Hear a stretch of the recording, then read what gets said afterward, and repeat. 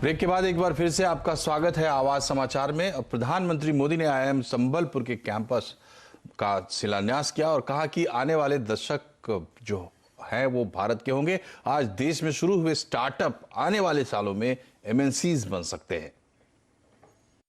Brand India को नई global पहचान दिलाने की जिम्मेदारी हम सब पर है, विशेष रूप से हमारे नौजवानों पर है। इनोवेशन, इंटीग्रिटी और इंक्लूसिवनेस, आपको इस मंत्र की ताकत के साथ देश को अपनी मैनेजमेंट स्किल दिखानी है। और नेटवर्क 18 और विस्पर ने एक बेहद खास कैंपेन पीरियड ऑफ प्राइड, एक स्वच्छ सोच के लिए हाथ मिलाया है। कैंपेन की शुरुआत क्यों की गई है, ये समझने के लिए कुछ आंकड़े बताते हैं। 56% भारतीय महिलाएं मेंस्ट्रुएशन को एक टैबू मानती हैं। 42% महिलाएं केमिस्ट से सैनिटरी पैड खरीदने में असहज महसूस करती हैं। 36% महिलाओं ने अपने पीरियड्स को एक चोट या बीमारी से जोड़कर देखा शुरू में। सबसे हैरान करने वाला सच तो ये है कि भारत की पीरियड्स वाली 40 करोड़ महिलाओं में से सिर्फ 20% सैनिटरी पैड का इस्तेमाल करती हैं। हमारा कैंपेन एक कोशिश है नई पीढ़ी को मेंस्ट्रुएशन हाइजीन मैनेजमेंट से परिचित कराने का और इसके बारे में शिक्षित करने का, ताकि जागरूकता बढ़े।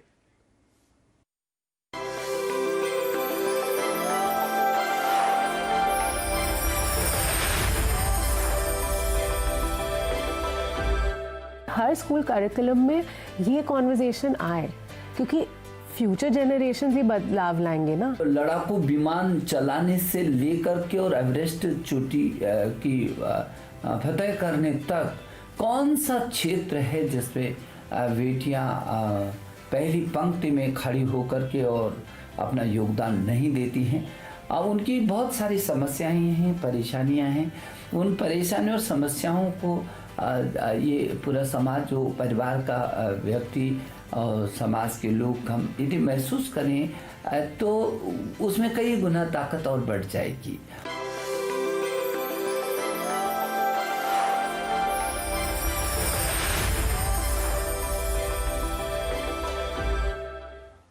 नेटवर्क 18 और विस्पर के पीरियड ऑफ प्राइड एक स्वच्छ सोच कैंपेन के जरिए मेंस्ट्रुएशन के प्रति सोच में बदलाव लाने के लिए संकल्पबद्ध है।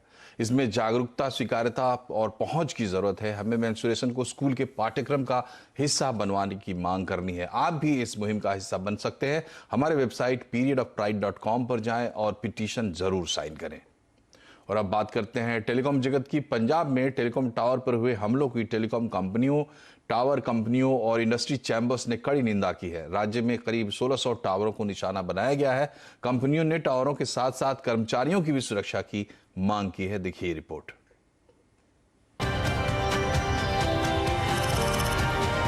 CNBC Awas and Salazar Techno Engineering present Telecom Update.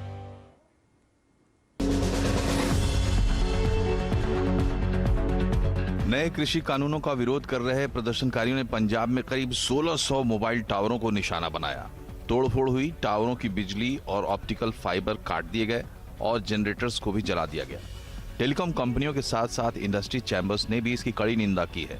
ASSOCHAM ने पंजाब के मुख्यमंत्री को चिट्ठी लिखकर कहा है कि ये पंजाब की प्रतिष्ठा के लिए एक झटका है। ऐसी घटना से देसी और विदेशी निवेशक राज्य से दूर होंगे। टेलीकॉम कंपनियों की संस्था cellular operator association of India और tower and infrastructure service provider association ने टावरों और कर्मचारियों को सुरक्षा देने की मांग की है। टावर जो है एक बहुत जरूरी हिस्सा है कम्युनिकेशन एस्टेब्लिश करने से। टावर के गिराने से या टावर के बिजली काटने से एक कम्युनिकेशन डिस्ट्रप्शन हो जाएगा और उससे एक दूसरे से कोई बात नहीं बन पाएगी।